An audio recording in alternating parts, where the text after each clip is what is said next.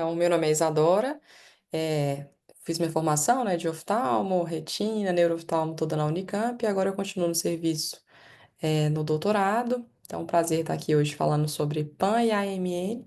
E a minha ideia, peço perdão que estou um pouco gripada, mas minha ideia é trazer um apanhado geral das doenças da seguinte forma. Primeiro, a gente vai entender um pouquinho da anatomia e da histologia por trás dessas doenças, e aí no final a gente vai falar um pouquinho como elas se correlacionam. Vamos caracterizar a neurorretinopatia macular aguda, que é a AMN, caracterizar a PAN, que é a maculopatia média aguda Também é. paracentral, e depois a gente vai correlacionar essas doenças falando o que tem de mais novo aí na literatura. Para a gente conseguir entender um pouco dessas doenças, aqui bem geral mesmo, eu trouxe esse desenho esquemático que fala da anatomia. Aqui à direita a gente consegue ver as camadas da retina, e aqui à esquerda a gente vê o suprimento vascular. Então a gente observa que a camada nuclear da retina, ela é irrigada pelo plexo intermediário da retina, mas que esse plexo ele faz parte do complexo vascular profundo. Então aqui a gente consegue perceber uma diferença bem grande. No plexo superficial, a gente tem essas artérias duplas, paralelas. Então a gente tem um plexo bastante irrigado. Enquanto a gente fala do intermediário, ele tem já um número, uma redução importante da densidade vascular. Enquanto a gente fala do plexo profundo, a gente está falando quase que de suprimento só venoso. Então isso é importante porque isso tem repercussões, no ponto de vista fisiopatológico das doenças.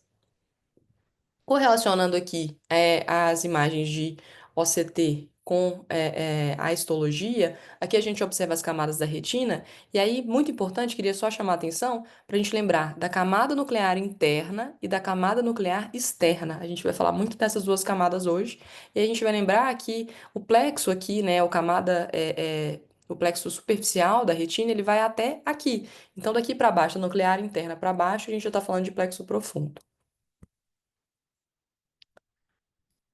Caracterizando já a AMN, a primeira coisa que a gente tem que lembrar é que é uma doença rara e que foi descrita pela primeira vez em 1972. Inicialmente, ela fazia parte do espectro, né, das doenças que entravam como retinopatia macular externa aguda, e aí depois acabou virando a AMN, e isso foi estudado e foi modificando ao longo do tempo aí a sua caracterização. Então, a gente vai falar disso ao longo da aula. O maior estudo, né, de pacientes com AMN é essa revisão, que incluiu 156 olhos, e ele trouxe algumas informações para a gente. Então, em relação à epidemiologia, a gente está falando principalmente de pacientes jovens, e através dessa revisão ele fala de 29,5 anos, pacientes principalmente da raça caucasiana e do sexo feminino. Aí, uma incidência de 1 para 0,16, então, ou seja, muito mais prevalente em mulheres. Os sintomas, a gente vai ter escotomas, né? Um escotoma negativo para central, visão diminuída e visão embaçada também podem acontecer. Mas, em geral, via de regra, né, mais de 80% dos pacientes desse estudo apresentavam visão melhor do que 20/40. Então, em geral, não são pacientes que evoluem com uma perda visual importante. Mas pode apresentar visões aí. O estudo ele mostrou alguns pacientes que tinham visão de 20/200 ou pior, mas não é o mais comum. É, E a lateralidade, ela pode ser bilateral ou unilateral. Falando dos fatores associados, essa mesma revisão, ela trouxe esses que são os principais fatores associados, dentre os quais o principal são infecções ou doenças febris, trazendo aí 47,5% dos casos. Além desses, anticoncepcionais orais, uso de efedrina e epinefrina, trauma ocular ou corporal, não ocular, desculpa, choque sistêmico e outras associações, contraste, hipotensão no parto e uso de cafeína. É, Em 2016, essa série de casos, né, foi publicada mostrando novas associações em relação à AMN. E aí trouxe outras doenças, dengue, leucemia linfoblástica, doença renal crônica, colite ulcerativa e uso de medicação, essa medicação aqui que tem nome comercial como Venvance, e também foi associada a um caso de AMN. Mas a gente sabe que depois da pandemia de Covid, muito se falou, né, sobre a associação de AMN, nos pacientes com infecções ou com vacina contra o Covid.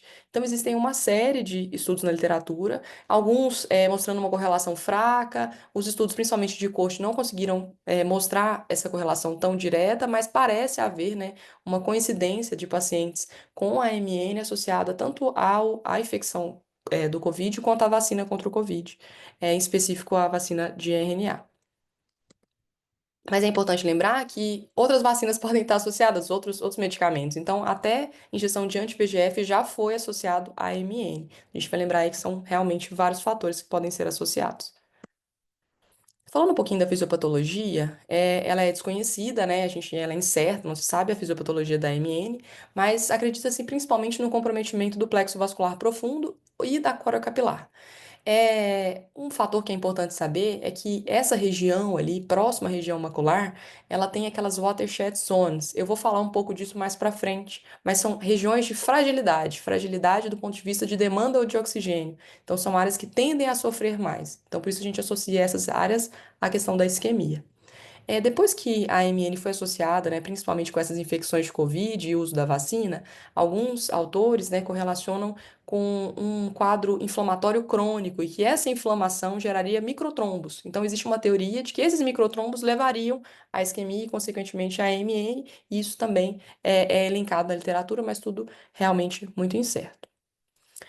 Falando do diagnóstico, a gente vai dividir em três etapas. Então, o primeiro ponto é a gente entender a história clínica do paciente, depois a gente vai para a fundoscopia e aí, por fim, a avaliação multimodal.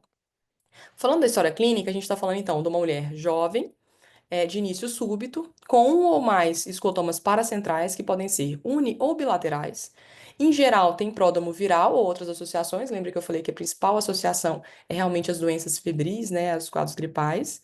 E, em geral, né, a maior parte dos casos evolui com resolução, ou total ou parcial dos sintomas. Então, geralmente, o prognóstico é bom. Falando da fundoscopia, eu trouxe aqui, desse mesmo artigo, as imagens mostrando a retinografia de paciente com AMN.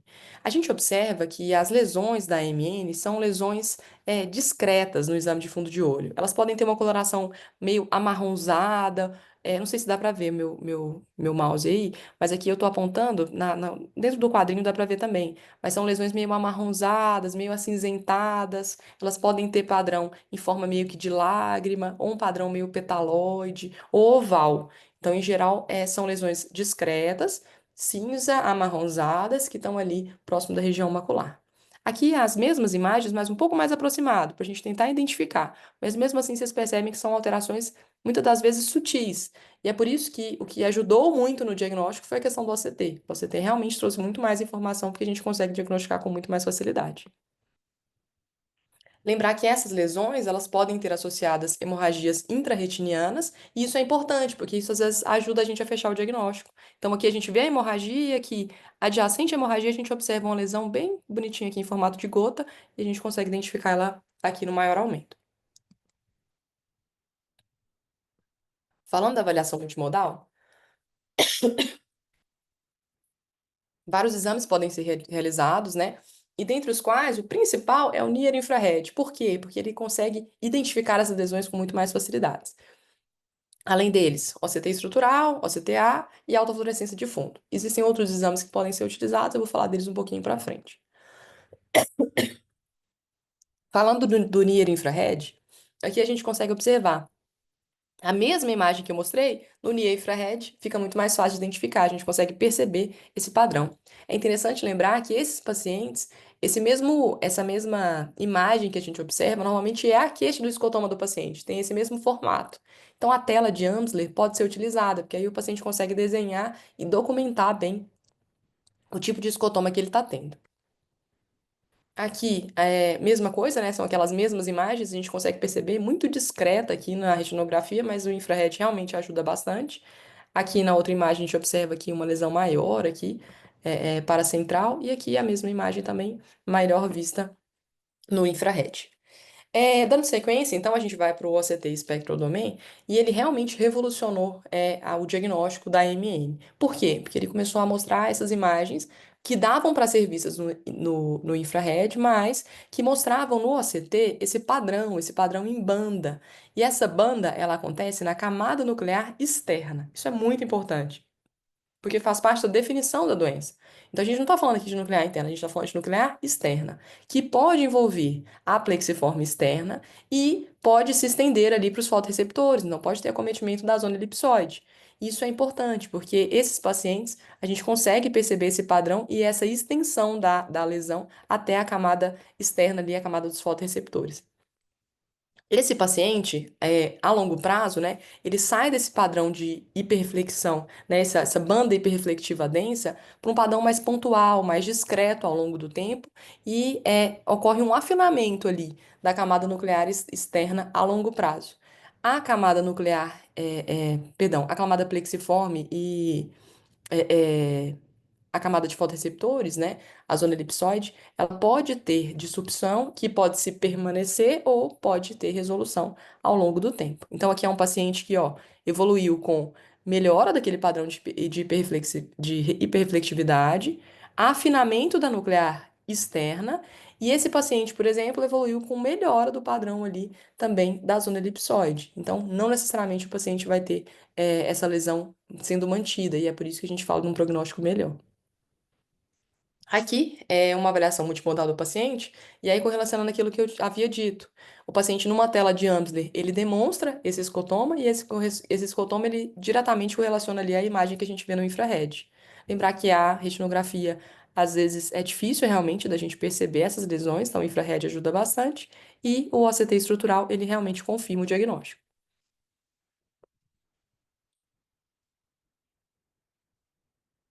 O OCTA trouxe muitas informações importantes também para a MN. E como que a gente vai identificar a MN no OCTA? A gente vai identificar que essa lesão vai gerar umas áreas de hipoperfusão, né? Umas áreas de diminuição do fluxo no plexo profundo da retina. E é por isso que a gente consegue confirmar aí o ponto de vista fisiopatológico da doença, que é uma doença que gera isquemia do plexo profundo. Então, aqui mostrando até a densidade de cores, e ao longo do tempo, né, o paciente evoluindo com melhora do padrão, tanto no OCT estrutural, quanto do OCT anfáce aqui do plexo profundo. Aqui uma outra imagem de um paciente que a gente consegue perceber, ó, no plexo profundo, uma área de diminuição da densidade vascular do plexo profundo. Aqui no OCT, uma área uma área hiperreflectiva, né, da nuclear externa e o envolvimento aqui da camada de fotorreceptores. Mesma coisa, essas imagens também demonstram aqui, e ao longo do tempo a gente observa que, muitas das vezes, essa de redução de plexo, ela pode reperfundir, então não necessariamente o paciente vai ter essas alterações mantidas ao longo do tempo.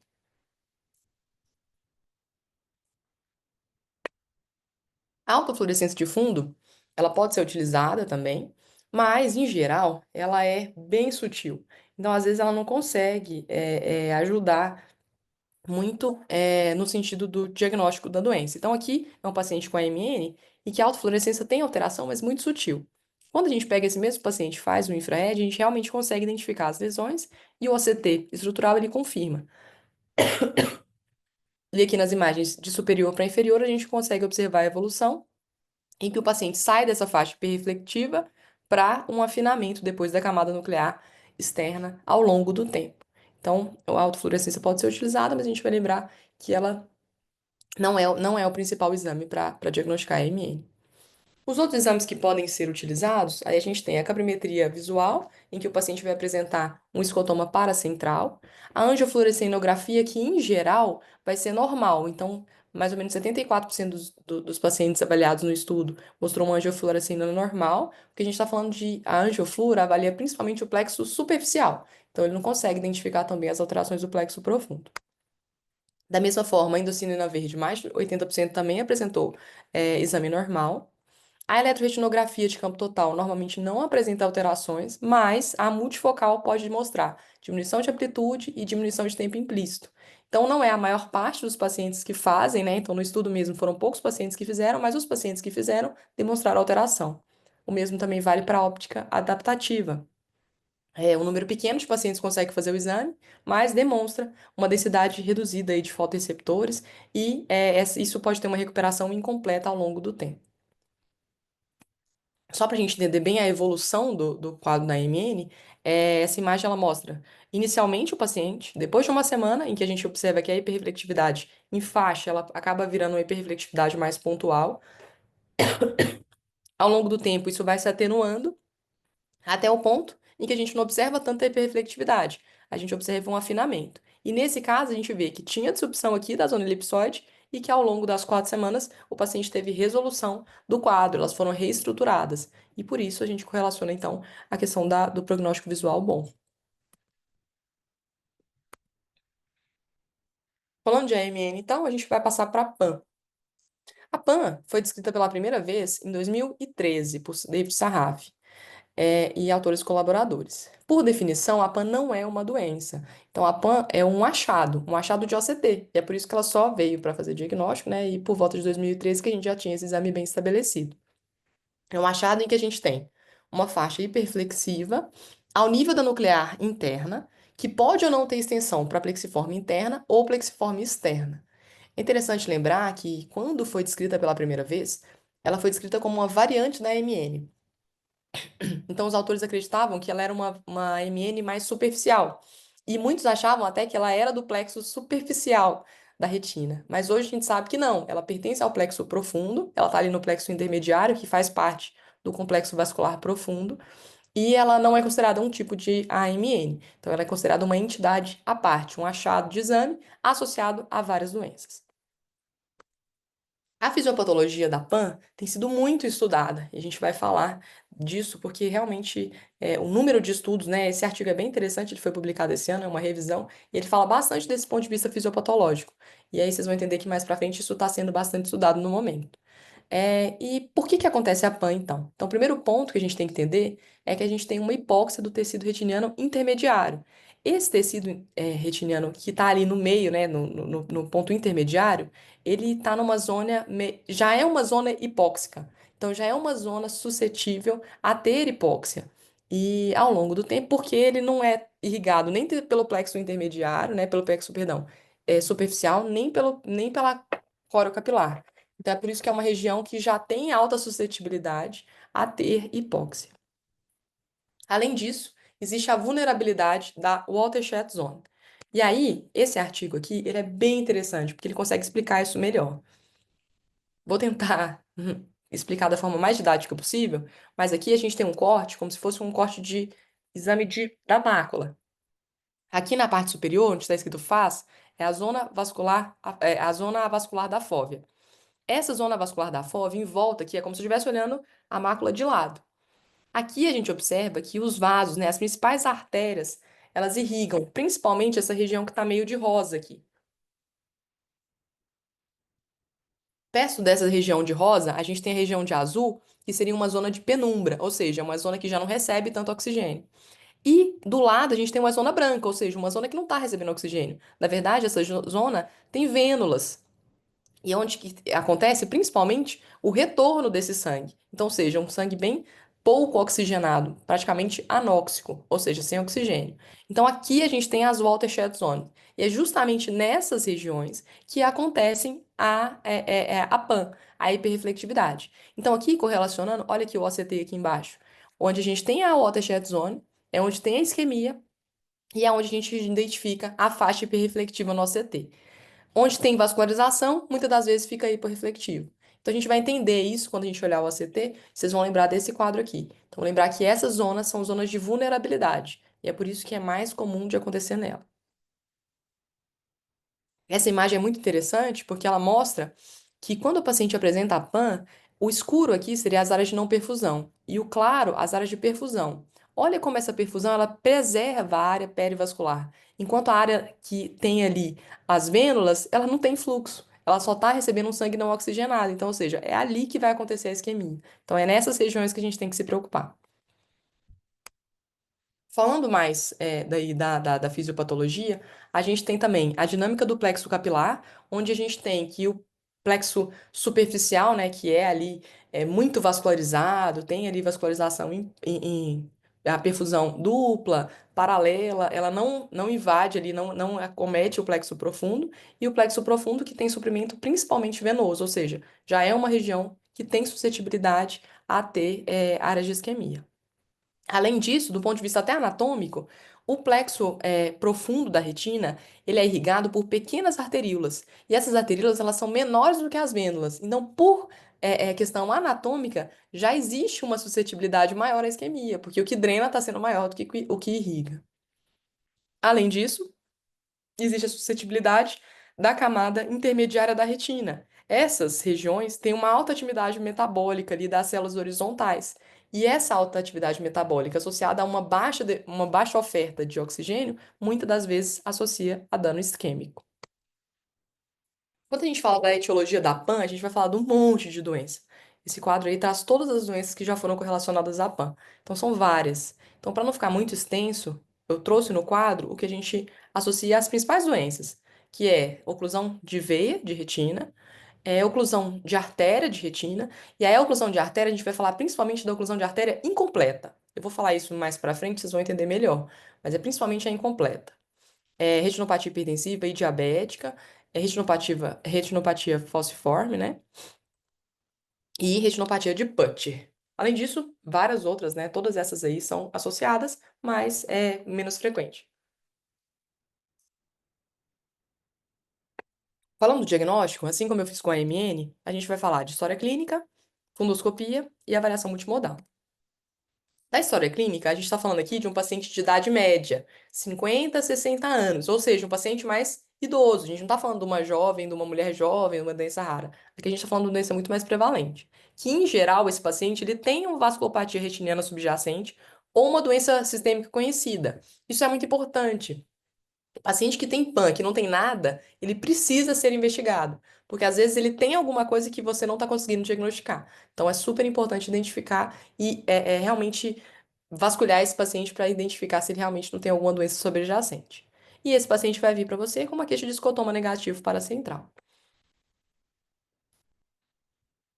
Na fundoscopia, a gente vai ter uma lesão que ela é sutil. Aqui nessa imagem, a retinografia, a gente observa que o paciente tem mancha algodonosa, né, tem umas hemorragias, mas a gente observa que a mancha algodonosa, ela tá aqui, ó, branquinha. E do lado aqui dela, a gente tem uma lesão mais acinzentada. Por que que ela é mais cinza? Porque ela é mais profunda. E ela é mais profunda e ela tá aqui, ó. Vai ficar mais fácil de ver quando eu delimitar. Aqui é a lesão fundoscópica da PAN. É discreta também, mas ela pode ser identificada. Quando a gente chega pertinho, fica mais fácil de ver. E aí essa imagem é interessante porque ela mostra a diferença de uma isquemia de plexo profundo para uma isquemia de plexo superficial, que seria a isquemia aqui de camada de fibras nervosas, a mancha algodonosa. Falando da avaliação multimodal, da mesma forma, a gente tem o NIA infrared, que eu falei na MN, aqui também ele serve bastante para ajudar a gente no diagnóstico, o OCT estrutural, o OCTA, a angioflúor e a autofluorescência. Eu vou falar de todos esses exames. Falando do Near Infrared, ele também é importante para identificar. Ele vai mostrar essas áreas hiporreflectivas, ó. Aqui a gente consegue perceber essas áreas acinzentadas ali centrais. E aqui, quando a gente faz o Near Infrared, a gente observa essas lesões. O OCT estrutural, sem dúvida, é o que mais ajuda a diagnosticar. Então, ele realmente revolucionou o entendimento da PAN. E o que que ele vai demonstrar? Uma hiperreflectividade, né? A nível de camada nuclear interna.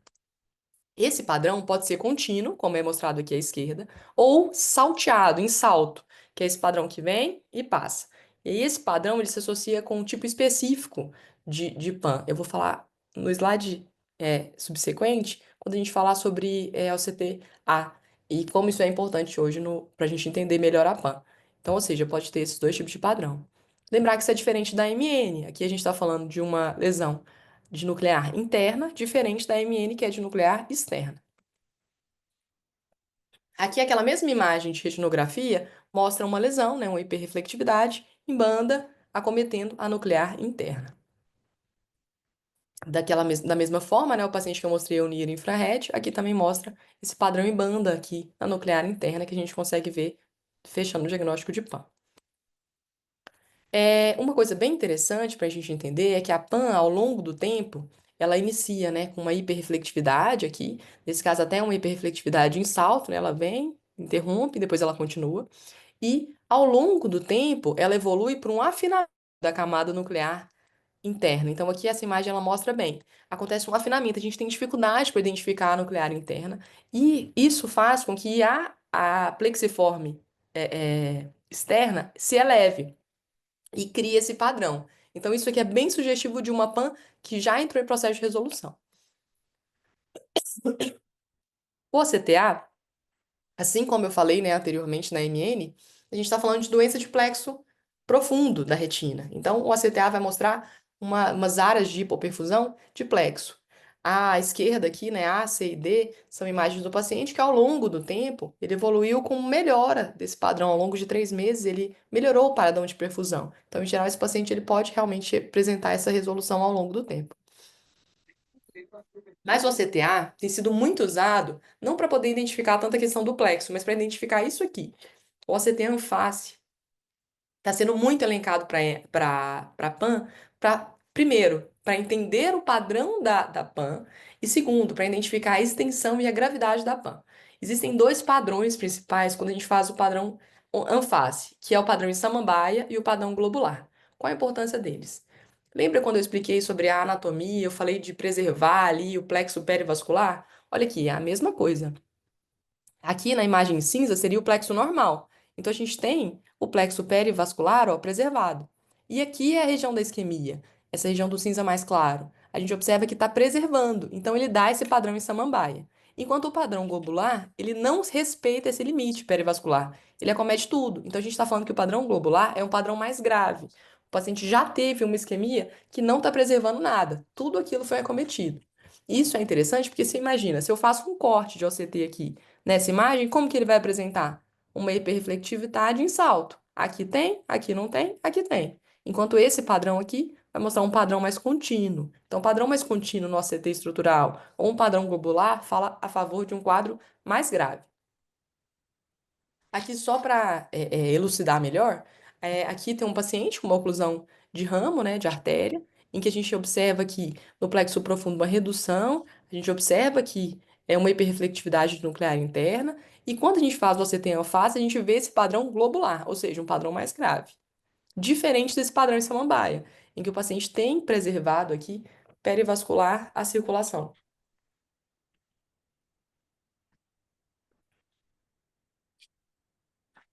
A angiofluorescinografia, como eu disse anteriormente, ela identifica melhor os plexos superficiais. Então, ela não ajuda muito, mas, em alguns casos, ela pode mostrar um atraso de enchimento. Então, ela pode ser utilizada para isso. Mas, sem dúvida, o principal uso, né, a principal ferramenta, assim, usar ela como ferramenta, é principalmente quando a gente quer entender a doença de base por trás da PAN. Como eu disse, a PAN ela vem associada a uma oclusão de via central da retina, a uma oclusão de artéria central. Então, a angioflúora ela ajuda bastante a gente a entender melhor esse diagnóstico. Aqui, só mostrando o paciente com um atraso de enchimento aqui nessa região, ó, ela foi perfundida bem mais tardiamente. E quando a gente faz os outros exames, a gente percebe aqui uma hiperreflectividade da camada nuclear e aqui um padrão globular identificado no anfase que se confirma com redução de plexo profundo no OCTA. A autofluorescência de fundo também pode ser utilizada e ela também pode demonstrar aquele padrão em samambaia. Então, normalmente ela mostra também, é um exame não invasivo, que pode identificar também essa região onde que tem a isquemia e acaba gerando essa alteração da lipofucsina. Não é o principal exame, mas também pode ser associado. Aqui, só trazendo a parte da avaliação multimodal, um paciente que tem alteração na autofluorescência de fundo, muito discreta, não ajuda muito. Mas quando a gente faz o OCT, a gente observa que ele tem realmente um afinamento aqui da camada nuclear interna. Quando a gente faz o OCT, a gente observa que o plexo superficial não é tão acometido, mas o profundo é realmente bastante acometido. Então acaba fechando o diagnóstico da PAN. E a evolução, esse artigo é bem interessante, que ele traz um paciente com PAN em consequência de uma amiloidose. E aí, por que que é interessante? Porque ele mostra vários exames que o paciente evoluiu ao longo do tempo. Então, aqui são algumas imagens: retinografia, autofluor e OCT estrutural. A primeira imagem aqui é o paciente inicial, depois com 2 meses, em que a gente tem uma atenuação importante do quadro, e depois com um ano, em que a gente quase não percebe alteração na retinografia e na autofluorescência, mas o OCT a gente observa aquele afinamento que acaba fechando o diagnóstico. Assim também, para angiografia, angiofluorescinografia e angiografia de endocianina verde, que depois de 2 meses e um ano o paciente teve, completou, né, assim, o padrão de resolução da circulação, também pode ser observado. O OCT fácil, o paciente tinha esse padrão em samambaia de perda aqui, a gente observava essa hipoperfusão e ao longo do tempo isso também apresentou resolução, então no final do acompanhamento o paciente já estava quase que reperfundido do ponto de vista do plexo profundo. E aqui também o OCTA também mostrando a mesma coisa, várias áreas de hipoperfusão aqui, de redução de fluxo, que ao longo do tempo elas melhoraram, né? Então o paciente acabou apresentando uma reperfusão do quadro. Agora, a gente entendeu o racional, entendeu bem as doenças, caracterizamos bem as doenças. Então vamos falar do que tem. O que correlaciona PAN e AMN e o que tem de mais novo hoje para a gente falar. Talvez seja a parte mais interessante da aula. Esse artigo foi publicado em 2022 e 22 e ele trouxe insights querendo correlacionar o ponto de vista fisiopatológico comum entre as duas doenças. Por quê? Ele trouxe uma série que envolveu 17 olhos de pacientes que tinham PAN e AMN associados. Então, por que que é interessante? Aí a gente entende como que o paciente tem esses dois quadros, como que ele tem AMN e junto a isso apresenta aí o achado da PAN, porque essas doenças têm um ponto comum fisiopatológico. A gente está falando de doenças do plexo profundo e que as duas causam essas alterações. Então, aqui o paciente tinha. É interessante essa lesão porque o Putcher também faz mancha algodonosa. Então, a gente observa os três níveis de plexo: lesão no plexo, no plexo superficial, né, que seriam as manchas algodonosas, lesão no plexo intermediário, que seria a PAN, e lesão aqui, ó, da nuclear externa, que seria a MN. Então, ou seja, o paciente tem todos os níveis de isquemia. Aqui, um outro paciente que apresentava uma oclusão de veia central da retina, e junto da oclusão ele apresentava essas lesões, que confirmadas no OCT mostrava tanto o PAN quanto a MN, aqui com extensão até para a zona elipsoide. Quando fazia-se o OCT de plexo profundo, a gente mostrava essa diminuição da perfusão, e isso ao longo do tempo foi se atenuando, né? A gente observa aqui uma redução da camada nuclear interna e da camada nuclear externa, com uma atenuação dessa hiperreflectividade. Um outro paciente que apresentava uma oclusão de veia central associada a uma oclusão de cílio retiniana, e aqui nessa oclusão de cílio retiniana a gente também observa que o paciente tem tanto a MN quanto o PAN. Então, ou seja, ao longo do tempo aqui, também demonstrando que o paciente evoluiu com a atenuação da hiperreflectividade e que também pode acontecer em quadros de oclusão arterial. E mais recentemente, né, foi publicado esse paper, também com colaboração do David Sarraf, que fala sobre qual é o link, por que que essas doenças, então, elas se coincidem. Então, logo depois que publicaram essa série de casos, né? Esse paper foi publicado, e aí ele trouxe aquele desenho esquemático que eu trouxe no início da aula, falando que as duas são doenças de plexo profundo, mas o que que relaciona elas? E por que que elas apresentam de forma diferente? Por que que uma se estende aos fotoreceptores e a outra não? Então, isso é bem novo, né? Isso tem pouquíssimos artigos sobre isso, mas assim, resumindo assim, do mais do que fala desse artigo, é que talvez, né, a gente tenha a camada de Henle seja a responsável por conectar essas duas doenças, porque através da camada de Henle, ela tem um padrão diferente ali na região foveal. Na região foveal, ela é mais curta e ela é mais vertical. Enquanto mais longe da fóvea, ela vai ficando mais horizontal. Então, como ela é mais vertical, quando ela acomete a nuclear interna, a gente tem acometimento anterógrado. Enquanto ela acomete a nuclear externa, que seria a MN, a gente tem o envolvimento do fotoreceptor. Então, aqui mostra uma injúria que acomete a camada de Henle, e como essa camada está diretamente conectada, porque é um plexo vertical, aqui na região parafoveal, isso gera extensão para os fotoreceptores. Então, essa extensão seria uma extensão retrógrada. Então, assim, só para ficar mais claro, eles estão vendo se o fundo fisiopatológico dessas doenças não se correlacionam na camada de Henle. Por que que isso acontece, né? Qual que é o ponto comum de fisiopatologia? Qual o link das duas doenças? Mas isso tudo muito inicial. E aí, um ponto bem interessante é que a PAN está sendo bastante estudada para a gente entender. Então, a PAN não é uma doença, é um achado de exame. Mas o interesse através dela tem que ficado bem grande, porque ela pode ser um marcador precoce de doenças mais graves. Foi o que eu falei anteriormente. O paciente tem PAN, não tem nada, vamos investigar, porque ele deve ter alguma coisa. Então, ela pode ser tanto um marcador precoce quanto um biomarcador de gravidade, de prognóstico. E esse artigo ele fala justamente sobre isso. Por quê?